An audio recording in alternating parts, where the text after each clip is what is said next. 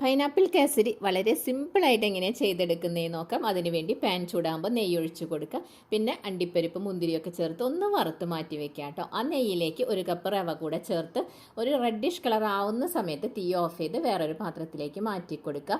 വീണ്ടും കുറച്ചും കൂടെ നെയ്യ് ഒഴിച്ച് കൊടുക്കുക. അതിലേക്ക് ഒരു കപ്പ് ചെറുതായി അരിഞ്ഞ പൈനാപ്പിൾ ചേർത്ത് നന്നായിട്ടൊന്ന് വഴറ്റിയെടുത്ത ശേഷം അതിലേക്ക് 3 കപ്പ് വെള്ളം ചേർത്ത് നന്നായിട്ട് തിളച്ച് വരുമ്പോൾ അതിലേക്ക് ഒരു നുള്ള് ഉപ്പും പിന്നെ കുറച്ച് ഫുഡ് കളറും കൂടെ ചേർത്ത് നന്നായിട്ടൊന്ന് മിക്സ് ചെയ്ത് കൊടുക്കുക കേട്ടോ.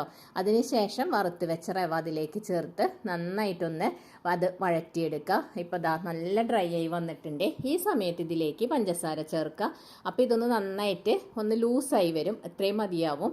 ഈ സമയത്ത് തീ വളരെ ഫ്ലെയിം കുറച്ച് വെക്കുക. അതിനുശേഷം ചെറുനാരങ്ങ നീരും ഏലക്ക പൗഡറും കുറച്ച് നെയ്യും കൂടെ ചേർത്ത് നന്നായിട്ട് മിക്സ് ചെയ്യുക. പിന്നെ വറുത്തെടുത്ത അണ്ടിപ്പരിപ്പ് മുന്തിരിയൊക്കെ അതിൻ്റെ കൂടെ മിക്സ് ചെയ്ത് കൊടുക്കുക കേട്ടോ.